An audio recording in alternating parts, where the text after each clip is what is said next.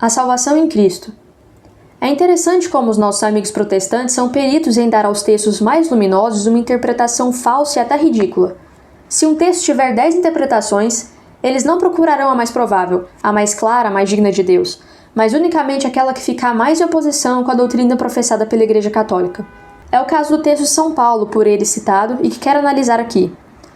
Jesus Cristo veio ao mundo para salvar os pecadores. 1 Timóteo. Não pelas obras de justiça que houvéssemos feito, mas segundo a sua misericórdia nos salvou. Tito 3. E muito devotamente eles concluem: os pecadores estão, pois, salvos.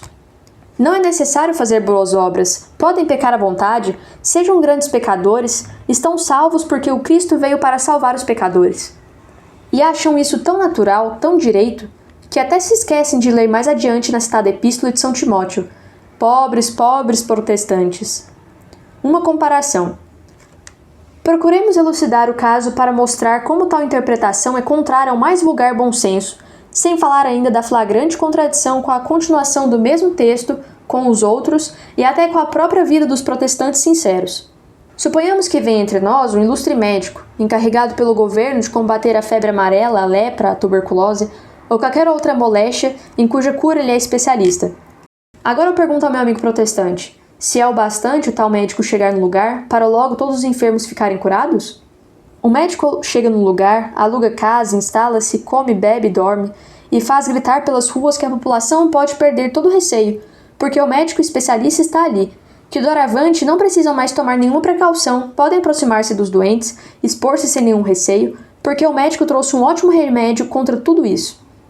Aquele que assim falasse passaria de certo por desequilibrado, e até qualquer protestante de bom senso retorqueria imediatamente: o médico está aqui, tem bom remédio, mas isso não basta. É necessário tomar precauções, evitar o contágio, consultar o médico, ser receitado em caso de moléstia e tomar o remédio receitado. E o amigo protestante responderia bem.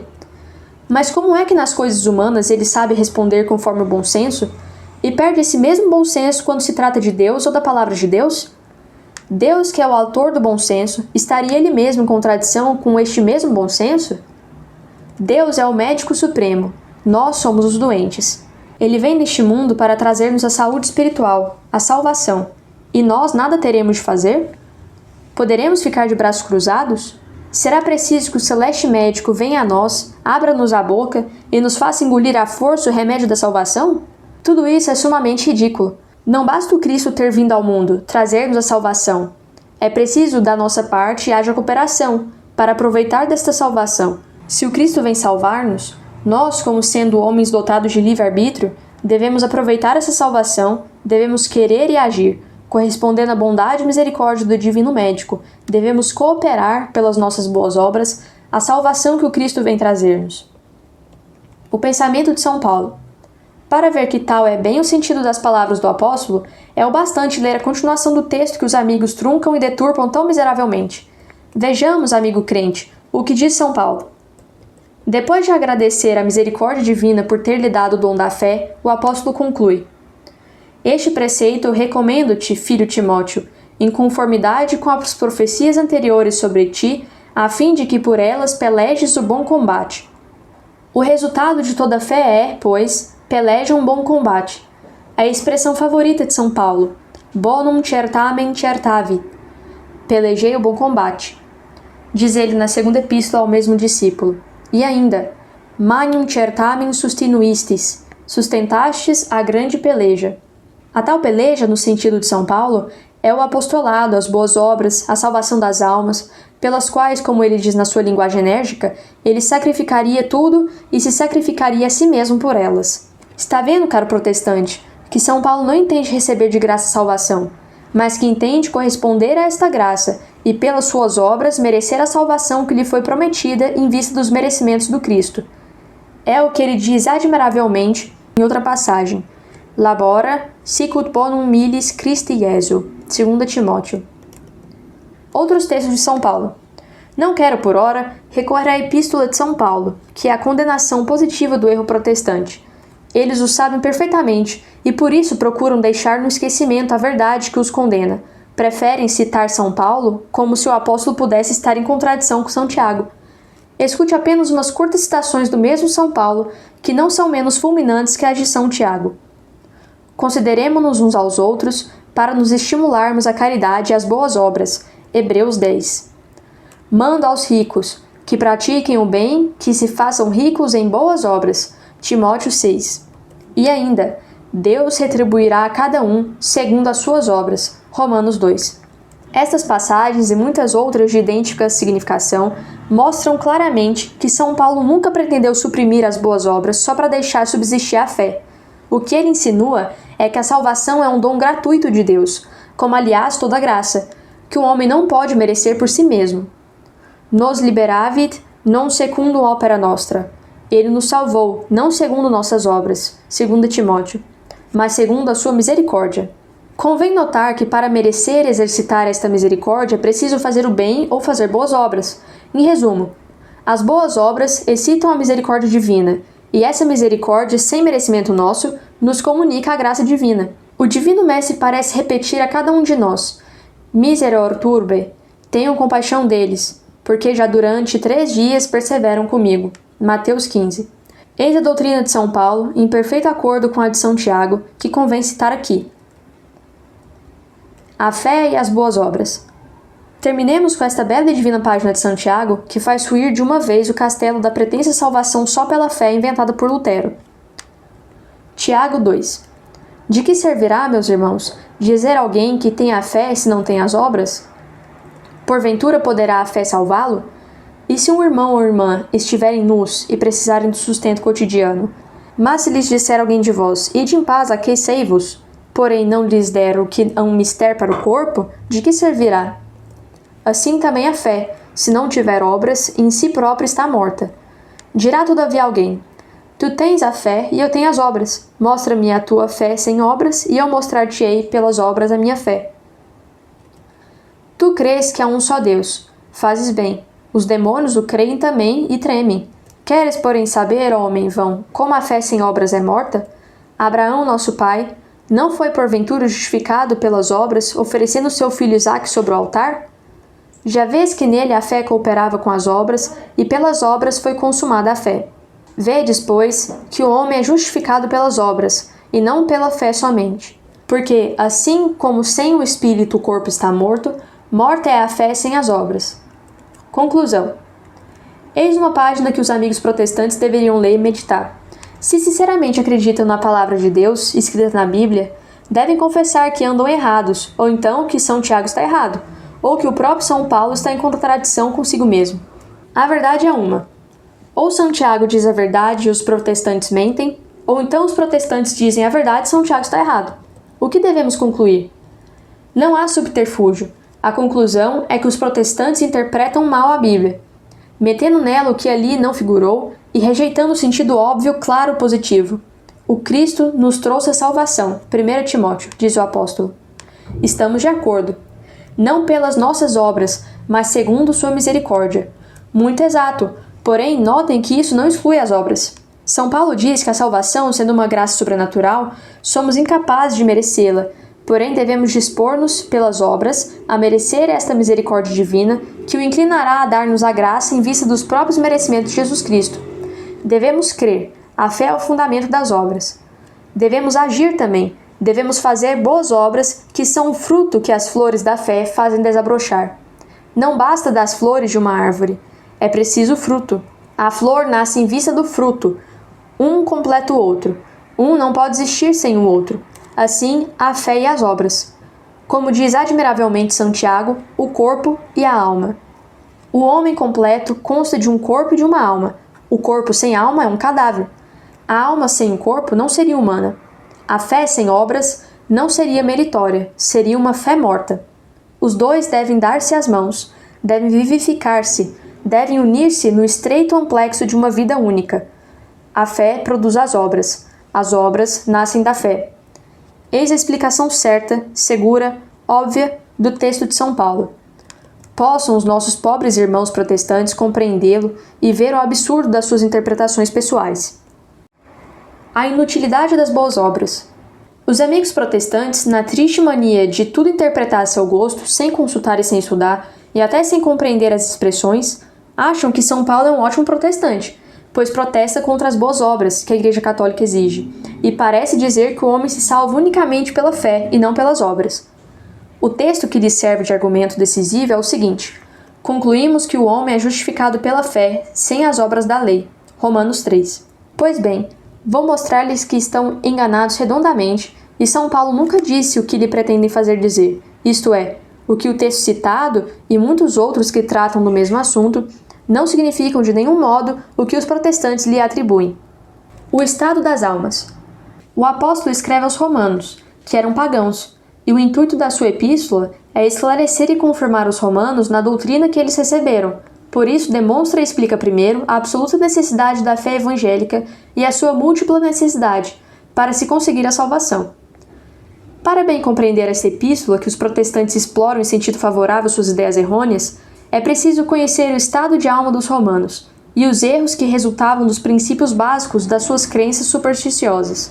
O povo romano era um povo supersticioso e materialista.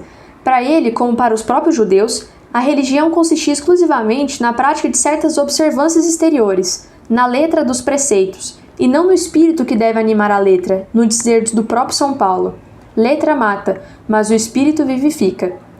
2 Coríntios. Deus nos fez ministros não da letra, mas do espírito, diz ele ainda.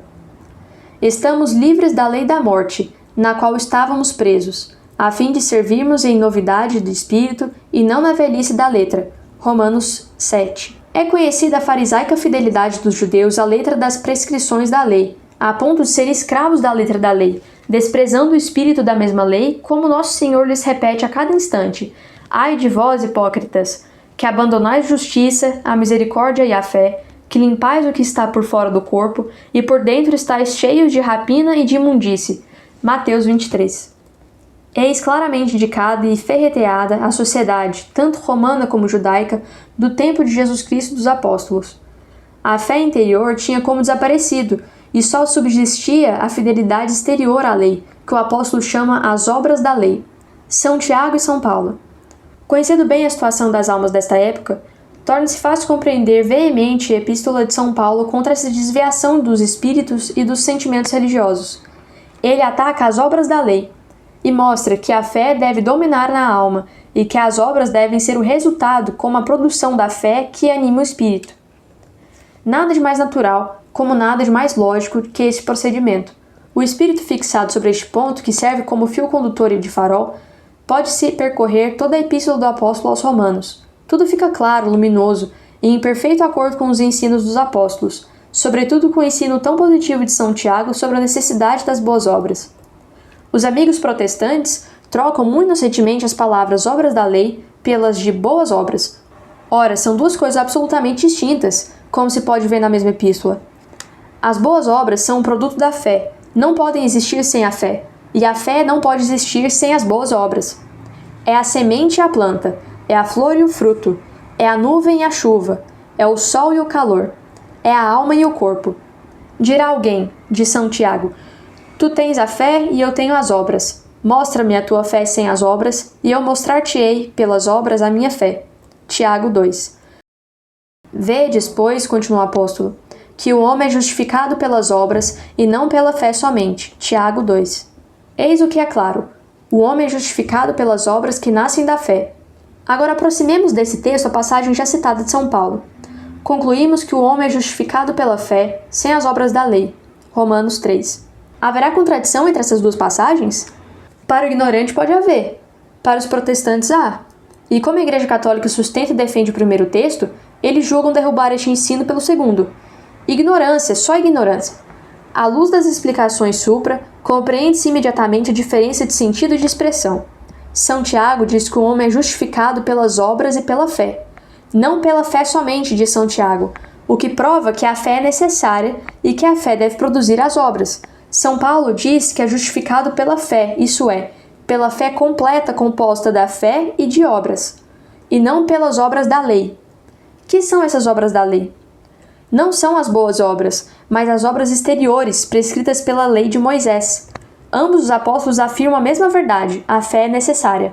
As obras devem ser o produto dessa fé, e não práticas hipócritas, tradições exteriores que se limitam à parte material. Isso é o que ele chama obras da lei. O Antigo Testamento tinha muitas dessas práticas exteriores, vítimas, oblações, cerimônias. A vinda de Jesus Cristo veio trazer-nos o Espírito que vivifica, a fé que serve de fundamento a todas as práticas exteriores. Por isso, as obras da lei não servem mais, diz o apóstolo, é a letra que mata. E agora estamos livres dessa lei de morte na qual estávamos presos. Caiu a velhice da letra e adquirimos a novidade do Espírito. Como tudo isso é claro, é luminoso, é belo. A lei antiga era a lei do temor. A lei nova é a lei do amor. Ora, diz São João, o amor espelha o temor. Caritas foras mihi timorem. É o que ensinam, o que pregam e exaltam os apóstolos, em particular São Paulo, na citada epístola, e São Tiago no seu magistral ensino sobre as boas obras. A fé produz o amor. O amor produz as obras, de modo que a fé é a raiz e o amor é o calor que faz desabrochar as boas obras, que são os frutos. Na lei antiga, eram apenas práticas exteriores, mortas, onde o espírito e o coração eram isentos, o que o Divino Mestre exprimiu admiravelmente dizendo: Este povo me honra com os lábios, mas o seu coração está longe de mim. Marcos 7. Eis o perfeito acordo entre São Paulo e São Tiago, ensinando uma doutrina única que a Igreja Católica segue e que os protestantes combatem, por não saberem ler nem compreender o sublime ensino do grande apóstolo. A Epístola de São Paulo. Agora podemos citar as passagens da tal epístola, que os protestantes julgam provar os seus erros, e ficará o seu sentido óbvio, claro, e cada palavra confirmará a tese aqui exposta, como reprovará o erro protestante. Romanos 3. Pelas obras da lei não será justificado nenhum homem diante dele, pois o que vem pela lei é o conhecimento do pecado. Mas agora, sem a lei, se tem manifestado a justiça de Deus, testificada pela lei e pelos profetas. E essa justiça de Deus é pela fé em Jesus Cristo para todos e sobre todos os que creem nele, pois não há distinção alguma. Porque todos pecaram e necessitam da glória de Deus, sendo justificados gratuitamente por sua graça, pela redenção que é em Jesus Cristo, a quem Deus propôs como vítima de propiciação em seu sangue, mediante a fé, a fim de manifestar a sua justiça pela remissão dos delitos passados, que Deus suportou com paciência para a demonstração da sua justiça nesse tempo, a fim de que ele se patenteie justo e justificador daquele que tem a fé em Jesus Cristo. Onde está, portanto, o motivo de gloriares? Excluído fica. Por que lei? Das obras? Não, mas pela lei da fé. Porquanto julgamos que o homem é justificado pela fé, sem as obras da lei. Porventura Deus o é só dos judeus? Não é também dos gentios? Por certo, o é também dos gentios.